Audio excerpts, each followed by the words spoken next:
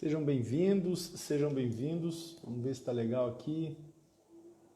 Sejam bem-vindos. A ideia hoje é discutir o papel do credor nas recuperações judiciais.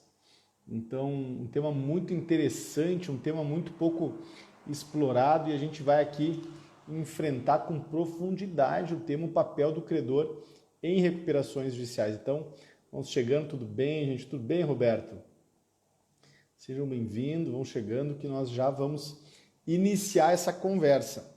Até porque é interessante, o credor em recuperações judiciais é um tema muito pouco explorado, né? Quando a gente discute recuperação judicial, a gente discute com muito mais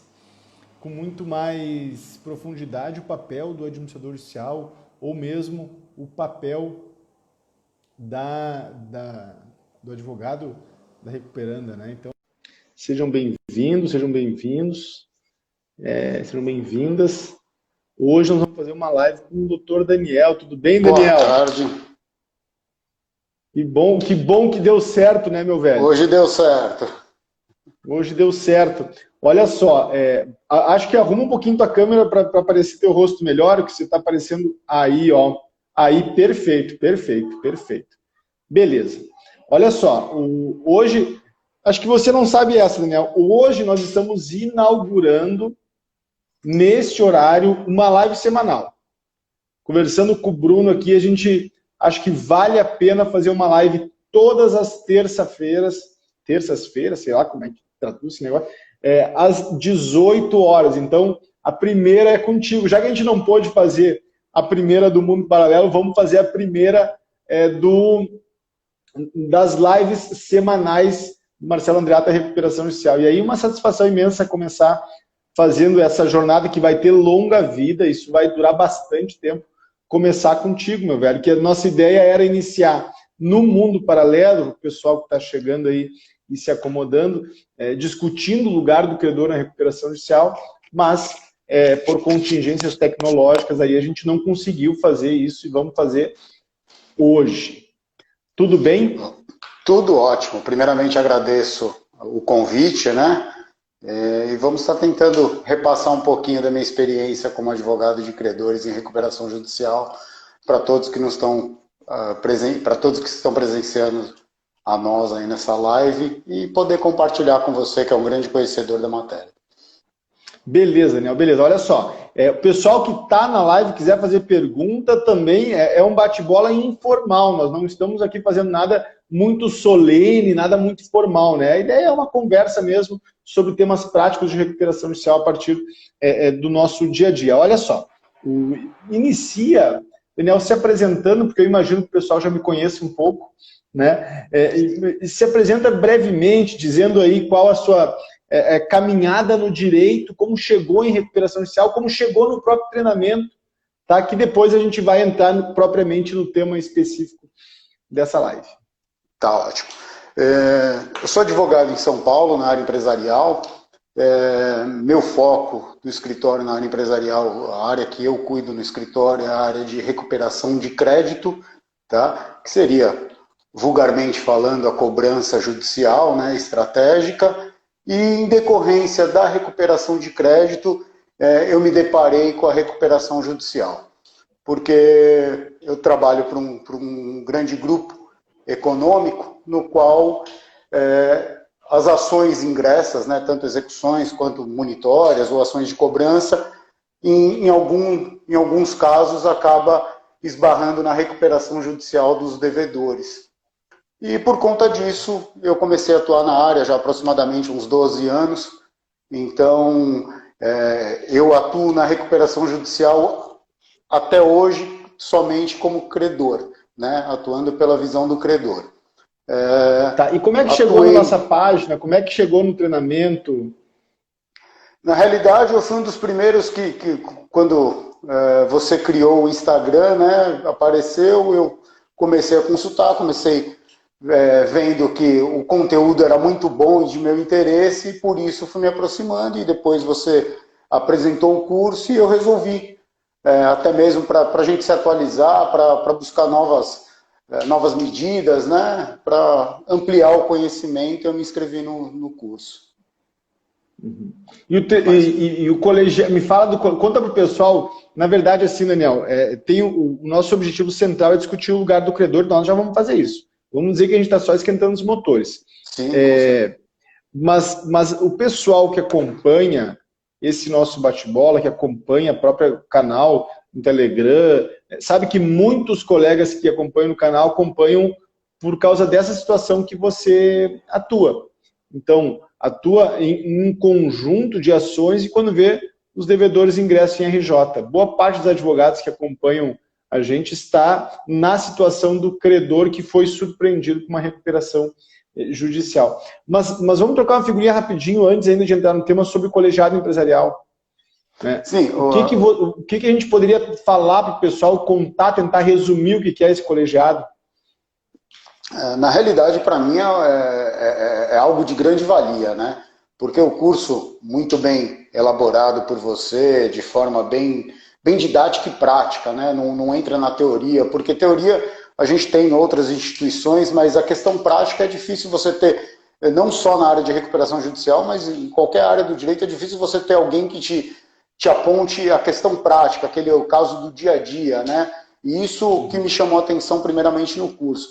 Mas depois a questão do colégio, do colégio empresarial, colegiado empresarial, justamente por conta dos debates que ali são fomentados, né? Isso traz um pouquinho da experiência de cada um, sendo mediado por você ali, pelo Bruno, e isso acaba trazendo, enriquece o conhecimento de todos, né? Porque cada um tem uma experiência em outras áreas, mas que acabam se relacionando à recuperação judicial e isso faz com que todos ganhem com isso, né? O conhecimento se torna mais amplo do que simplesmente aquele monólogo de uma aula tradicional que só o professor fala. Né? Então, quem não participa ainda, eu indico bastante. Beleza, obrigado. Eu acho fantástico a ideia de reunir pessoas com o mesmo objetivo em uma área altamente competitiva. Porque é isso, né? A gente não poderia fazer isso em alguma região, a gente não poderia fazer isso na sede da OAB, no município que a gente vive, porque é uma área, o direito e a advocacia é altamente concorrencial e predatório, o mercado predatório, né? Então, se criar uma condição de entreajuda, né, de reciprocidade, de coleguismo, de amizade entre colegas que estão na mesma área, isso eu achei uma ideia, assim, uma sacada que eu não sabia se ia dar certo, né? Até a gente não sabia quando foi concebido esse colegiado, mas o interessante é que deu muito certo, né? Deu muito certo porque existe o olhar de cada colega aí de senso de realidade, um senso de oportunidade, né? Então é muito legal mesmo. Por isso que eu queria que você falasse um minutinho para o pessoal entender. Agora, vamos mesmo, né, Marcelo? Desculpa te cortar. E até mesmo a questão de ser cada colega de uma região do Brasil, a gente acaba vendo também um posicionamento diferente do judiciário. Apesar que eu, como você, atuamos território nacional, mas é sempre bom ver quem está ali enraizado no local, trazer sua opinião, né? Trazer a visão dele do poder judiciário local. Isso eu acho bem interessante também. Você está numa situação, o pessoal de São Paulo em geral, e você particularmente, está numa situação de viver num lugar irradiador de entendimentos. Então, por exemplo, o tema do credor trabalhista, ele está sendo modificado via São Paulo. O STJ se posicionou agora, ontem, teve uma nova decisão, tem como berço o TJ de São Paulo. Então, para você acompanhar a leitura nacional é interessantíssima, né? Mas você está um pouquinho à frente pela região e pelas discussões acaloradas de São Paulo. A gente que está no Brasil inteiro, né? Eu no Rio Grande do Sul, região sul, apesar que nós estamos prestando consultoria a São Paulo, Rio de Janeiro, Minas Gerais, nós temos esse olhar também de aprendizagem, né? Porque, por exemplo, Porto Velho, olha que interessante as experiências que a gente ouve de Porto Velho, Bahia, né? Então, é uma riqueza muito, muito interessante mesmo. Vamos para o nosso assunto, então. Olha só, credor em recuperação judicial. Vamos iniciar, a partir desse grande tema, como é que você introduziria esse debate? Olha, eu acho que a primeira coisa que eu gostaria de falar como advogado de credor e para quem pretende advogar nessa área é trazer uma mudança de paradigma na questão da aceitação do credor à recuperação judicial. Porque eu acho que esse é o grande problema, né? Hoje, como eu falei, eu atuo para uma grande empresa que tem essa consciência do instituto e de como ele funciona. Mas se você estiver advogando para um credor, uma pequena e média empresa, ou até uma grande empresa que não tem muito crédito, muito ativo a ser recuperado, vai ser uma questão para ele nova, né? Vai ser uma questão pontual, não vai ser algo corriqueiro. E isso, para o credor, a princípio, quando você traz para ele, olha, você foi listado lá numa relação de credores, ou no qual vai haver um procedimento onde vai haver deságio, um pagamento parcelado. Então você imagina, ele tem 100 mil para receber, você vai dizer para ele que, na nossa experiência, já podemos dizer que é mais ou menos uns 70, com carência de 2 anos após a homologação do plano, e vai receber em 10 anos. Então isso já gera um desconforto para o credor, né? Isso já é uma coisa que a gente precisa, como advogado, incutir na cabeça do seu cliente, do credor, que ele precisa ver isso como de uma outra forma, tá? E até nós estivemos conversando sobre isso outro dia, e eu acho que o primeiro ponto que nós devemos passar para os nossos clientes é o ponto de que, olha, se a empresa ingressou com uma recuperação judicial, é porque ela não tem como arcar com os seus passivos, não tem como arcar com o seu passivo. Ela não tem como arcar com o seu passivo na área extra recuperação judicial, podemos dizer assim, nas ações de execução, vai ser aquela coisa, do mais forte vai ganhar, ou aquele credor que já tiver com uma ação iniciada, uma execução, que já buscou aqueles bens do credor, ele vai sair em vantagem dos outros. Então, se você pensar, a recuperação judicial dá uma condição igualitária a todos os credores. Lógico, diante das suas distinções de classe, né? Mas ela já te traz uma condição igualitária, ou seja, todo mundo vai receber dentro daquilo que vai ser proposto a todos. Então, eu acho que a minha participação de trazer uma mensagem seria essa, seria primeiro nós conscientizarmos os credores de que é uma forma de pelo menos receber, mesmo que ele não receba o crédito todo, ele vai receber uma parte. E se deixasse sem a recuperação judicial, cada um vai morder o seu pedaço, ou um só vai morder tudo e os outros vão ficar vendo navios. Né? Então seria... Não, interessantíssimo, interessantíssimo. Iniciando, Daniel, a conversa, só para avisar o pessoal, a gente não combinou nada. A gente não tem roteiro aqui, a gente não tem script. A ideia é um bate-bola sobre o tema credor em recuperação judicial. Iniciar com isso é interessantíssimo, porque, na verdade, está colocando de ponta cabeça uma concepção, por isso, mudança de paradigma, né? A ideia de que a recuperação judicial é um mal em si, ela é invertida a partir desse raciocínio, porque, de fato, a única forma do credor, que não foi aquele primeiro credor diligente que enfim, penhorou um bem desembaraçado. A única forma desse credor, que não foi o primeiro, se colocar numa posição de igualdade com outros credores, é com a instituição do chamado regime concursal, né? É com o concurso de credores da recuperação judicial. E isso é bom. Então, explicar isso para um credor é interessante, é uma ruptura mesmo de concepção. Eu gosto muito de chamar atenção nesse debate que a recuperação judicial ela não é o problema.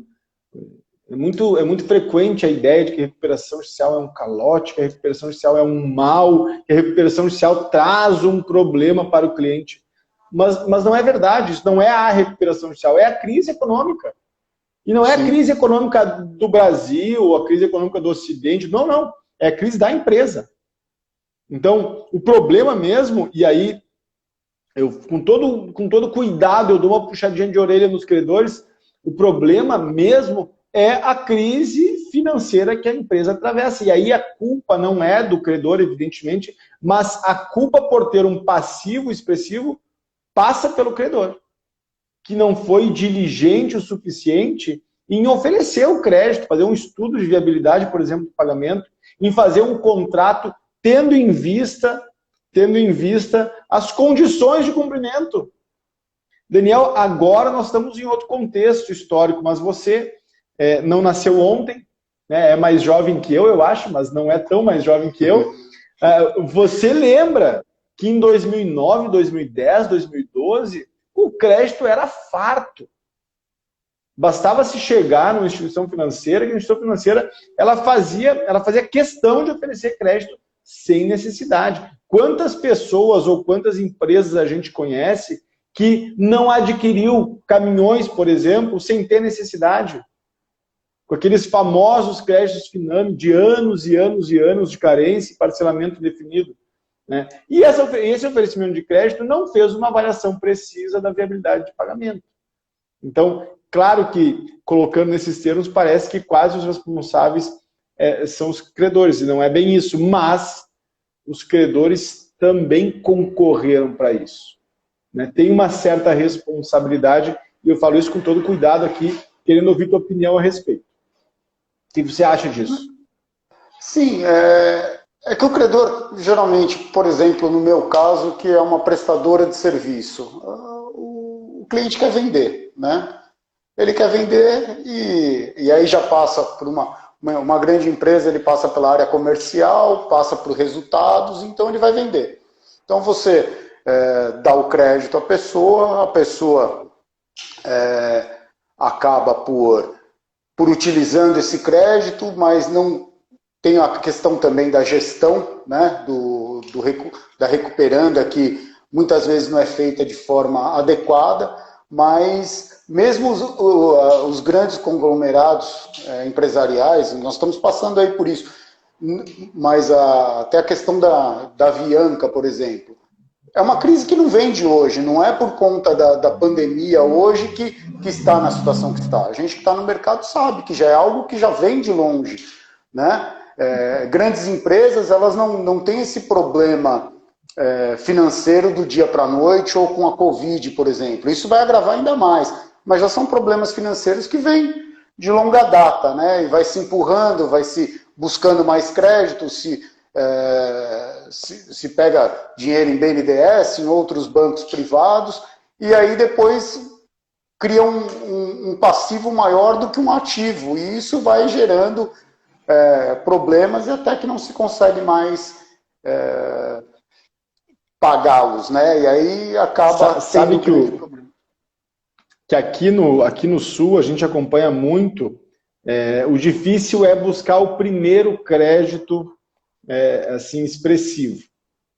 Depois de se alcançar esse primeiro, o que boa parte das instituições financeiras que a gente acompanha faz é fazer inovação sobre inovação, ampliando os compromissos e aumentando as garantias. Então, nesse sentido, se o primeiro contrato ele é confeccionado a partir de uma análise de viabilidade, os contratos que promovem a inovação e que ampliam o crédito, por vezes não passam por esse estudo. Então, sim, até a questão do score, né, Marcelo? Até a questão do score, porque se ele está adimplente, o score aumenta. E se aumentou o score, é passível de pegar mais dinheiro, né? Mesmo não tendo quitado aquilo, né? Isso. Olha só, deixa eu fazer uma outra reflexão ligada a essa questão do credor. O que a gente está chamando atenção aqui é que o credor tem uma função importante no processo de recuperação judicial. Eu ouso dizer que é a figura processual menos observada quando se fala em curso, quando se fala em cotidiano forense mesmo. Se olha muito para o advogado de recuperando, se olha com alguma atenção para o AJ, mas o advogado de credor ele parece participar menos dessa festa, assim, dessa discussão, desse baile, né? E aí eu acho que se esquece algo central, e se o pessoal guardar essa ideia e quiser depois discutir conosco, vai ser muito interessante, esquece de algo central, que depois da concordata, quando a concordata foi substituída pela Lei 11.101, pela recuperação judicial, e deixou de ser um favor legal, a recuperação judicial ela tem o seu centro na mão dos credores. Sim. Isso é um negócio muito louco. Então, ao mesmo tempo que o credor reclama individualmente, que o credor fica chateado por ver, por vezes, um deságio agressivo, né, ou um plano de recuperação draconiano, expressão que eu utilizei num vídeo, ele, ao mesmo tempo que vê e fica chateado com isso, ele não se dá conta do poder que ele tem. Porque cabe ao credor a vida e a morte da empresa. É claro que a gente pode falar isso em tese, que na realidade você vai me dizer, mas Marcelo, não é bem assim. Né? Em recuperações judiciais, por vezes você quase não é significativo, enfim. Mas do ponto de vista teórico e na prática de médias recuperações judiciais, é isso que acontece. Cabe ao credor decidir sobre a vida ou sobre a morte da recuperação judicial, né? Sim, e vou te dizer mais, Marcelo. Além de ter esse poder de decisão, os grandes players naquela recuperação, eles também têm a questão do seguinte, né? Se eles não aprovarem o plano, qual vai ser o fim disso? A falência da empresa. Se a empresa não tem bens a liquidar, se tem muito passivo trabalhista, ou seja, o quirografário nunca vai receber. Né? Uhum. A gente sabe que na falência dificilmente chega alguma coisa aos quirografários. Então, esse poder também se torna uma obrigação de, na hora, chegar lá e falar, olha, eu tenho que aceitar. Né? Então, eu acho que a posição do credor de negociar, de ter mais efetividade na recuperação judicial, melhora a condição de todos os credores. Né? Porque silente ele também não pode ficar, também não pode dizer não aprovo, né? Tomar aquela posição austera de falar eu não vou aprovar o plano e a empresa quebrar, ninguém recebe. Mas também ao mesmo tempo que ele aceita receber, que ele aceita participar da recuperação judicial do plano, aquele debate sobre o plano, ele também tem que forçar um pouco a recuperanda a melhorar as coisas. Porque também se ele ficar de forma passiva, a recuperanda vai impor o que para ela é totalmente viável, né? Porque a gente sabe, ninguém faz uma recuperação judicial no limite, né? A apresentação do plano nunca é no limite, ou seja, sempre tem aquela gordurinha para se queimar, porque ele sabe que isso vai ser levado a uma assembleia e aquilo vai ser discutido. Então, se todo mundo concordar com aquilo que foi passado, a recuperanda também sai ganhando, né? Sai naquela questão, olha, eu consegui um melhor do que eu queria, porque eu consigo pagar, em vez de, por exemplo, 50% de deságio, eu consigo deixar por 75% e vou conseguir arcar com isso. Mas se também nenhum dos credores forem efetivos, né, nesse debate, nessa discussão, vai prevalecer a vontade da recuperanda, né? Até por conta daquele medo de não quebrar a empresa, você aceitar aquilo que é imposto. Então, eu acho que para quem está iniciando nessa área, o primordial é a negociação. Né? A recuperação judicial é uma grande negociação colegiada, né? Onde os credores e o devedor vão estar ali debatendo sobre as condições do pagamento. Tá? A gente sabe que as dificuldades, que a carência é algo que faz com que a recuperanda possa fazer um caixa para poder quitar os créditos trabalhistas, que também são os primeiros, devem ser quitados durante um ano, né? Pode ser no primeiro dia, como até o último dia, ou parcelado, mas ela vai ter que quitar esse débito de forma prioritária. Então, tudo isso, geralmente, né, na recuperação, até abrindo um parênteses aí nessa questão que nós estamos falando, eu acho que a efetividade na recuperação judicial, na prática, está mais nos quirografários, né? Que são as empresas ou com créditos, né, reais.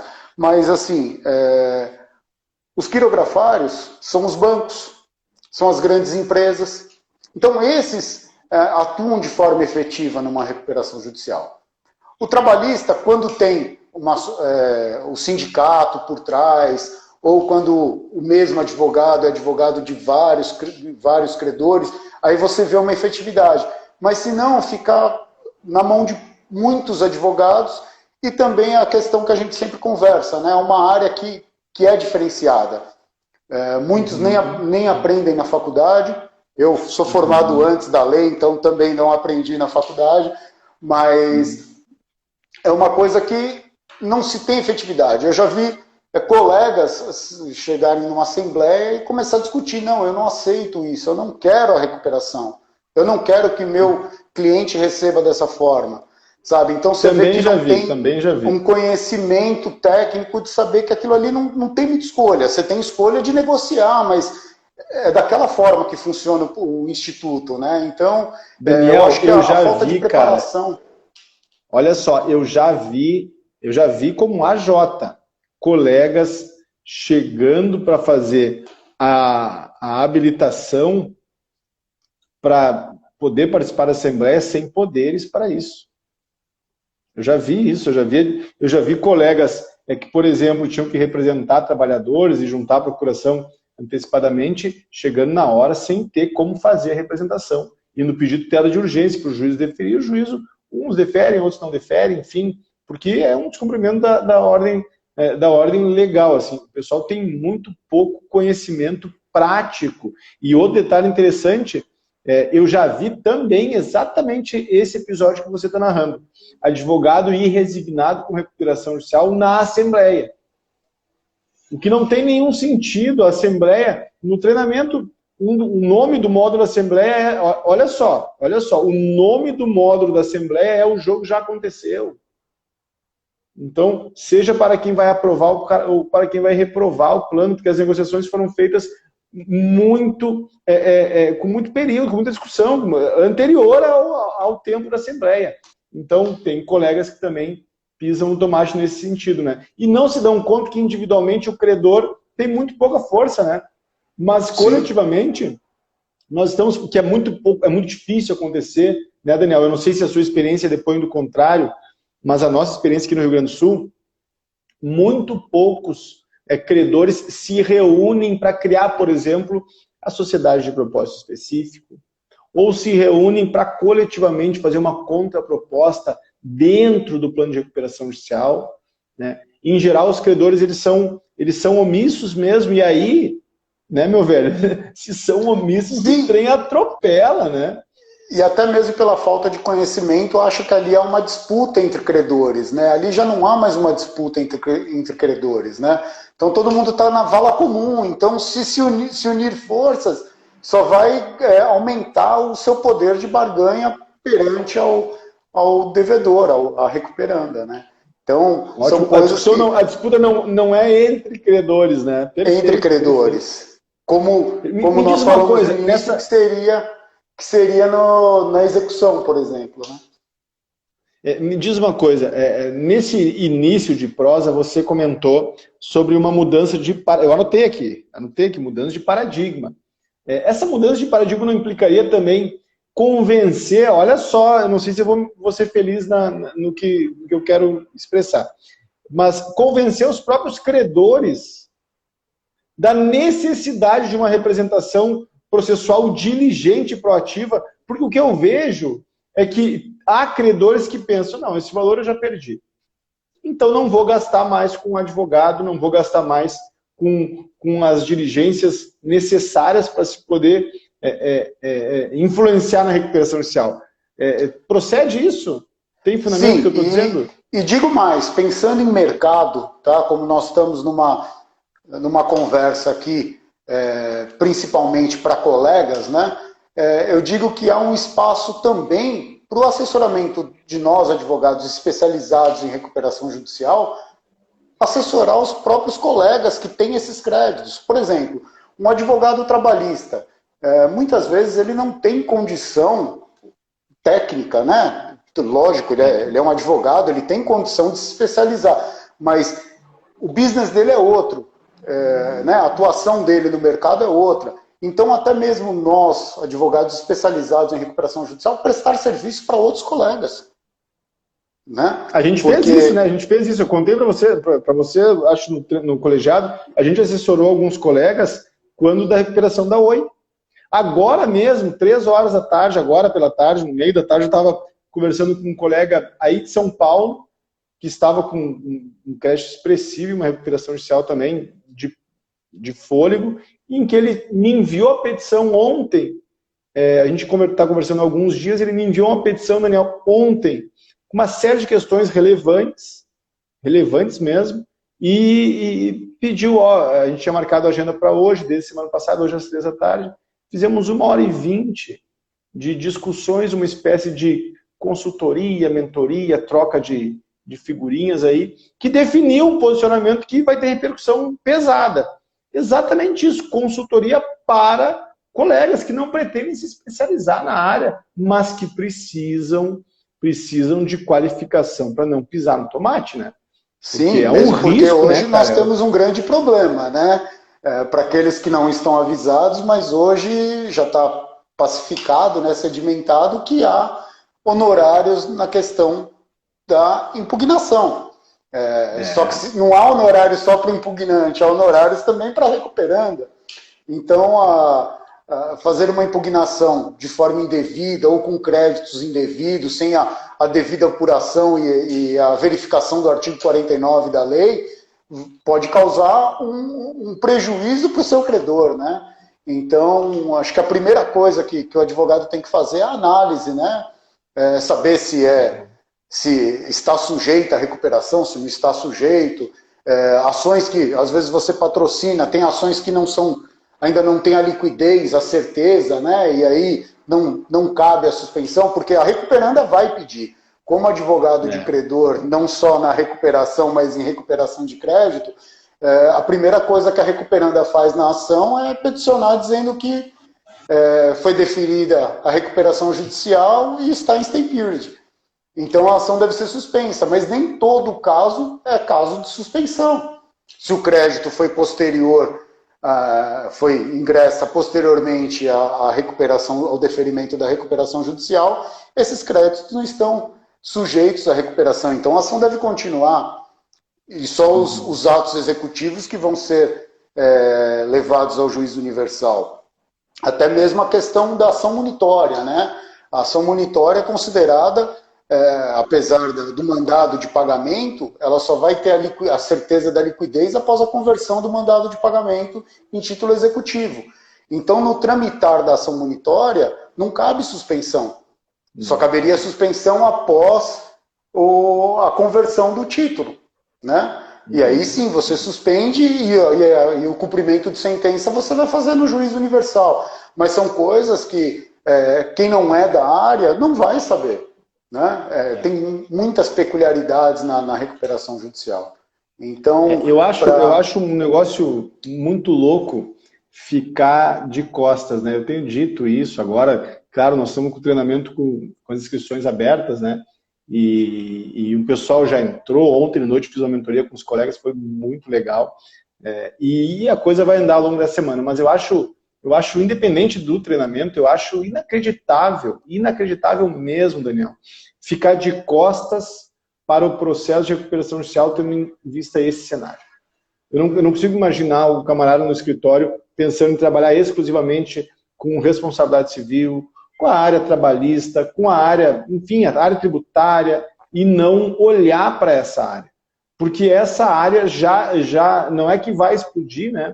Pelos dados que a gente tem no colegiado, pelos dados que, enfim, são públicos, já está acontecendo essa explosão. Então, sim, eu não vejo sentido como ficar de costas. E aí eu queria te fazer uma pergunta. Você atua como advogado de credor em um conjunto de recuperações judiciais. Não tem vontade de começar a atuar como advogado de recuperanda? Sim, foi até o motivo que eu fui fazer o curso, né? Apesar da minha experiência, conhecedor da legislação, e até saber participo de mais de 200 recuperações, inclusive das maiores do Brasil, todas elas, meu cliente tem crédito e eu atuo. Só que a grande realidade é o seguinte, estar do outro lado é diferente, né? Um advogado de recuperanda, algumas dúvidas que eu tinha, né? Até mesmo participar de grandes recuperações judiciais, você imagina o seguinte, olha, para fazer um plano de recuperação judicial, eu como advogado vou precisar ter um staff de um administrador, de um contador, né? Até isso nós já conversamos a respeito. E eu vi que não é bem assim. E outra, quando for algo muito grande, ou a empresa tem o seu próprio administrador, seu setor de contabilidade, ou você pode até levar isso a um perito e arcar com esses custos, né? Mas a grande questão para mim era essa. A Jota, como eu disse para você, não tenho vocação, eu acho que é muito burocrático, mas é uma área extremamente exponencial, né? É uma área que vai crescer cada vez também, mais, né? E assim, para aqueles que não têm também a questão do advogado, aquele tino comercial, porque todo advogado eu vejo que é um empreendedor, né? Ele tem que ter uma empresa que ele precisa faturar e com limitações de possibilidades de marketing, né? Nós somos limitados no marketing, mas nós temos que fazer e angariar cliente. E o AJ, ele tem que convencer tão somente o juízo, né? Então, se ele fizer um bom trabalho, aquele próprio currículo dele vai se propagando e ele consegue outros casos sem ter que ir a campo buscar clientes, né? Uhum. Então, eu acho que é uma área interessante, principalmente para quem quer começar na área, que tem essa vocação, que é uma pessoa mais que gosta de documentos, né? Porque é uma área que você precisa fazer uma verificação maior de documentação, tá ali, ter um staff para responder as medidas, né? Então, mas a questão da recuperanda é uma área que também me agrada, como eu já falei para você, e o curso me deu esse suporte que eu não tinha como advogado de credor, tá? Isso eu deixo bem claro, porque assim, você atuar de um lado da situação me fazia não enxergar as minúcias que precisaria ter para advogar para recuperando. Aí no curso, isso ficou muito claro para mim, a possibilidade de atuação, né? E não é uma coisa de outro mundo, né, Daniel? Não pareceu. Depois de... você já está há um bom tempo no colegiado, no treinamento. Não é uma coisa que a gente possa hoje pensar de outro mundo, impossível, tem que ser um especialista com não sei o quê. Não é, né? Não sei se é a capacidade que a gente tem de tornar as questões mais inteligíveis. Acho que também tem um pouquinho essa questão de facilitar, né, a compreensão, mas o treinamento em si não é uma coisa de outro mundo de dificuldade, né, de trabalhar. Hoje, você se sente capaz de trabalhar como advogado de recuperanda? Sim. Com certeza. Tranquilo, né? Tranquilo. Deixa eu te fazer mais uma... Fala. E outra coisa, né? A recuperação judicial, ela parece algo complexo, mas se você dividir ela numa linha como um garfo, você resolveu o problema, né? O tramitar dela anterior até o deferimento, e depois do deferimento você tem aquele...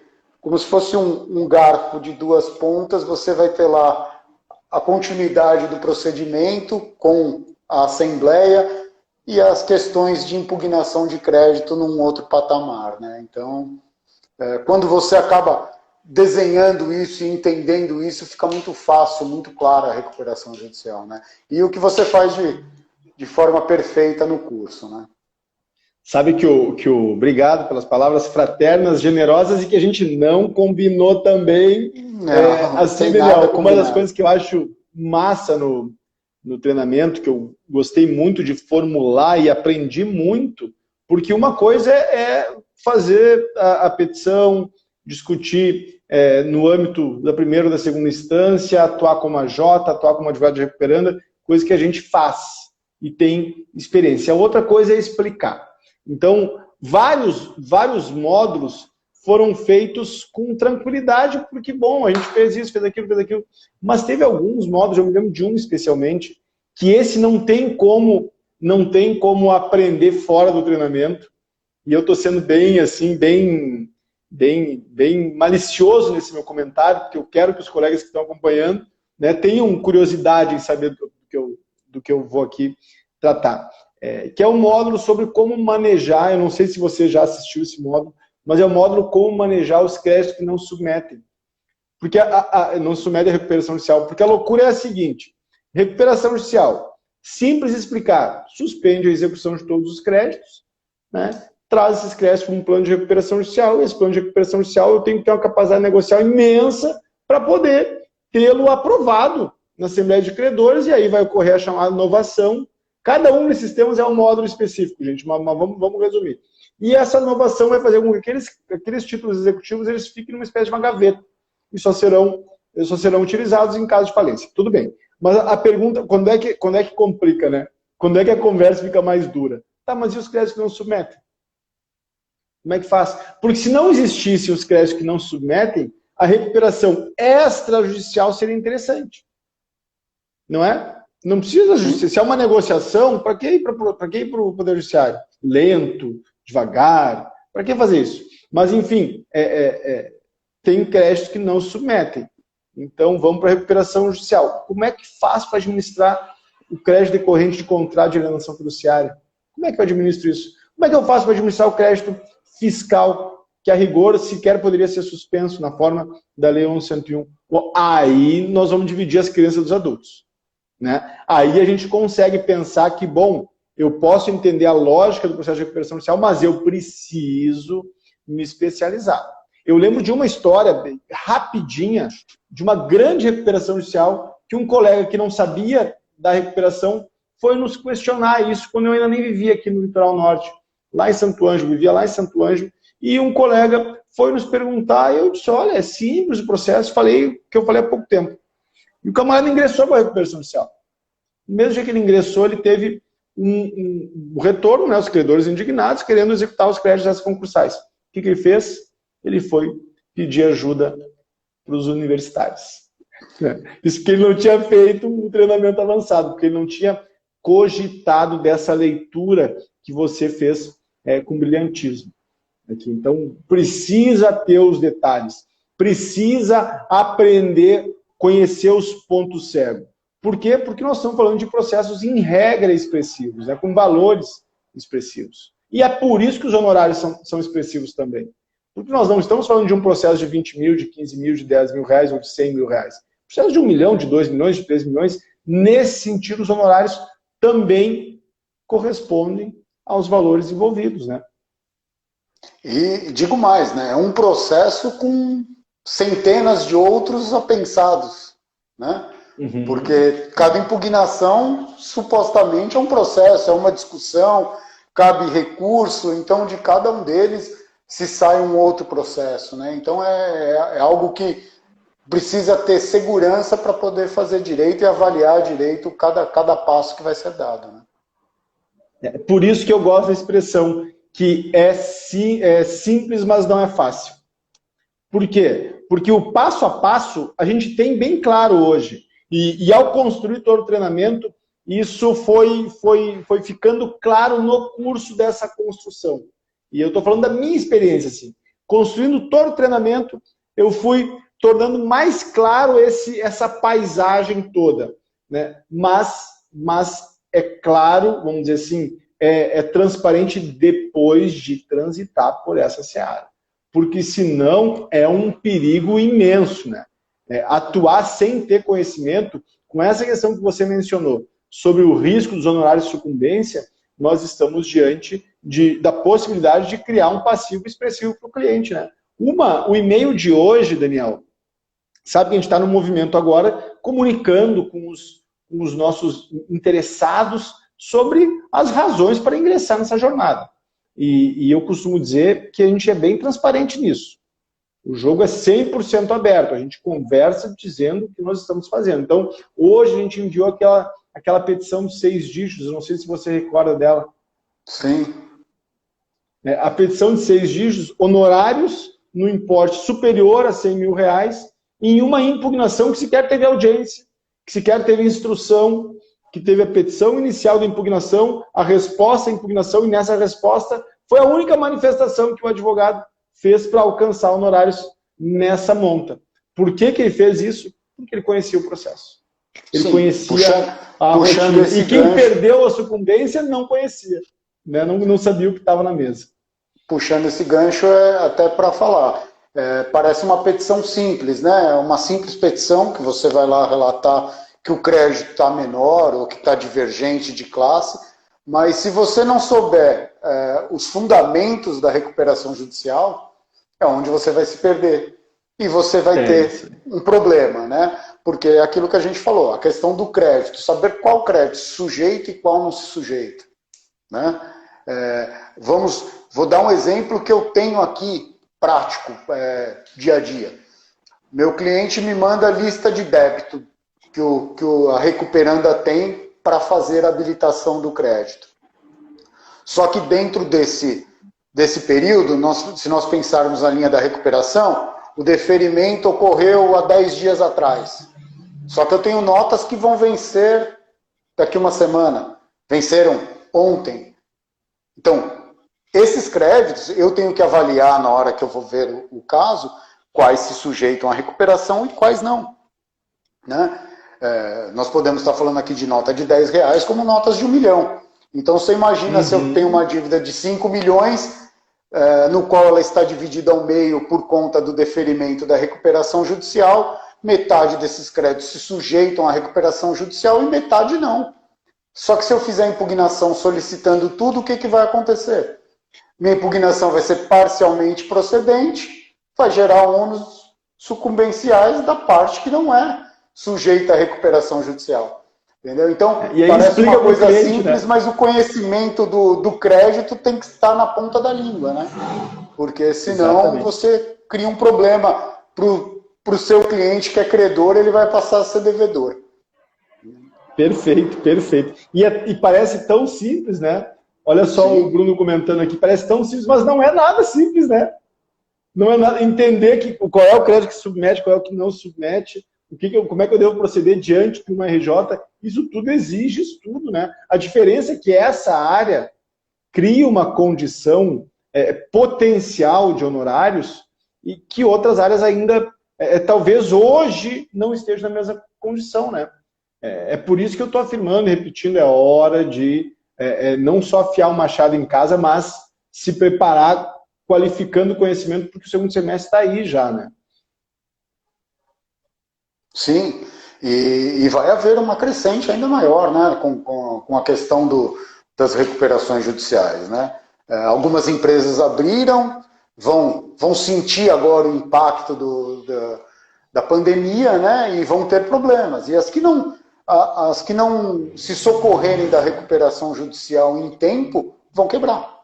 Como nós vimos, né? Tem diversas empresas fechando as portas. Estamos ansiosos pelo PL, né, para saber como vai ficar as pequenas e médias empresas. Tem que ser aprovado no Senado esse PL, e eu acho que tão logo ele seja aprovado, quem tem condições de clientes, eu me refiro, tem condições de usufruir, tem que imediatamente usufruir. Por isso que o mercado vai explodir. Tão logo esse PL seja aprovado no Senado, já foi na Câmara, e a presidência sancione, dia seguinte, todo mundo vai socorrer. Todo mundo vai utilizar, até porque a suspensão legal e a primeira parte não implicam em recuperação judicial. E outra coisa, né? Cria um mercado para diversos, porque nós vamos sair daquele eixo de grandes empresas, grandes recuperações, né? E vai carecer de profissional qualificado para atuar nessa área, né? Isso é uma coisa que a gente tem extrema noção de que vai acontecer, né? O judiciário vai ser assoberbado, vão faltar administradores judiciais, vão faltar advogados para recuperanda e vão faltar advogados para discutirem esses créditos, né? Então, é uma área, eu acredito hoje que é a área mais promissora, né, do direito. Não tenho dúvida disso, né? Concordo integralmente. Meu irmão, vamos indo para o finalzinho aqui, olhando o relógio. Me diga uma coisa, tem alguma outra ponderação que você julgue oportuno a gente fazer sobre esse tema, credor em recuperação judicial? Eu ia comentar, acabei me passando aqui, mas eu ia comentar sobre o procedimento em si de impugnação, sobre a análise. Olha só credor financeiro faz uma análise do laudo de viabilidade econômica com o plano de recuperação judicial. Quase ninguém faz isso. O pessoal vai direto para o PRJ, para as condições de pagamento. Mas é possível se anular, ou se discutir a anulação, por exemplo, do plano, se o laudo de viabilidade não corresponder ao plano à condição de pagamento. O que é uma coisa quase óbvia, né?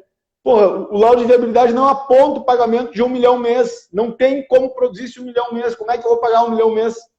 Ah, não, mas eu vou porque na condição de pagamento está previsto. Espera aí. Isso aí é uma irracionalidade. Né? E os credores, tirando os credores mais sofisticados, né? Os credores financeiros, que são os mais cuidadosos, que ficam bem no plano, tirando esses credores, ninguém faz essa leitura. Ninguém faz esse olhar mais delicado, mais cuidadoso, mais sofisticado, né? Sim, sim.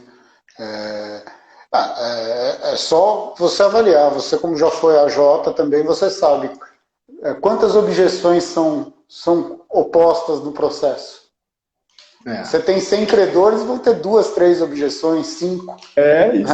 Isso aí. Cara, mesmo porque apresentada uma já vai ter assembleia, então ninguém mais quer saber de apresentar objeção. Né? Já começa eu já vi advogado discutindo a possibilidade, e olha para quem ficou até o final, olha a sacada interessante. Eu já vi advogado discutindo a possibilidade de se olhou a objeção, tem 2 objeções, vamos conversar com esses 2. De conversar com os 2 credores que objetaram o plano para eles desistirem das objeções e o juiz homologar o plano sem assembleia. Se eu não estou enganado, o TJ de São Paulo acabou fazendo um enunciado dizendo que uma vez feita a objeção não pode mais existir. Ou o STJ, mas até há pouco tempo se existia essa janela de malandragem, por assim dizer, do advogado. Né? Então, olha só, uma objeção, peraí, vamos conversar com esse credor que objetou o plano e vamos ver o que ele quer para desistir da objeção, e aí passa o plano sem sequer ter assembleia. Isso porque os credores são pouco dirigentes. Eis o mercado em aberto, né, Daniel? Eis o mercado pedindo para que os colegas ingressem.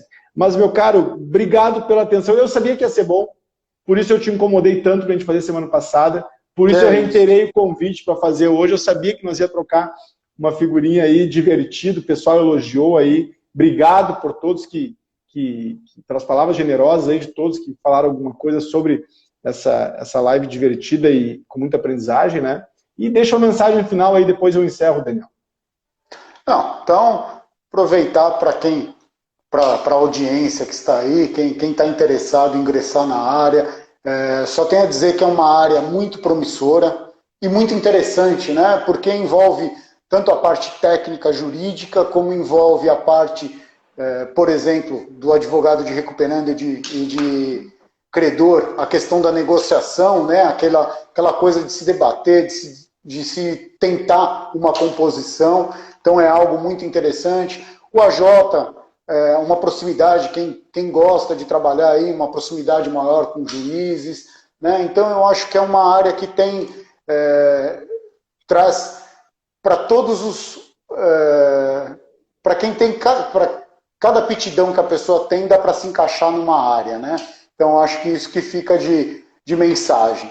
Tá? E, ademais, só tenho a agradecer ao Marcelo pelo brilhante curso que ele dá, pelo colegiado, que é um local, além de estudo, também de muita interação, de muita troca, de amizades, né, que nós fizemos aí no decorrer desses tempos. Então, eu só tenho a elogiar e a indicar o curso para quem, e como disse, né, mesmo com quase 12 anos aí de experiência na área, não me furtei de estar lá e participar e estou sempre aprendendo. Porque o direito é assim, né, a gente aprende todos os dias, mas vale muito a pena. Beleza, Daniel. Obrigado pelas palavras generosas também, meu velho. Agradeço. Olha só, tu abriu um canal, uma conta, não sei bem como se fala esses negócios, do teu escritório, né? Não, na realidade é pessoal, profissional. Do meu escritório eu já tinha, tá? Mas eu abri uma conta no Instagram pessoal, profissional, justamente para estar trazendo conteúdo jurídico relacionado à recuperação de crédito, recuperação judicial e com parceria também dos colaboradores aqui do escritório em outras áreas do direito empresarial, como trabalhista, societário e demais áreas do direito empresarial.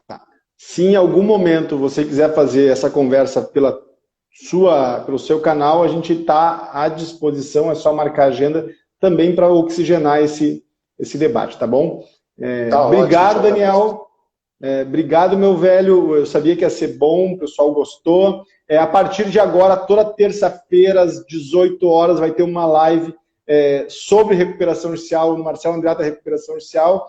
Agradeço mais uma vez a todos que acompanharam essa prosa e em frente, né? Deixo um abraço a todos e um abraço especial ao Daniel. Valeu, meu velho. Tô fechando aqui, tá bom? Abraço, tchau, tchau.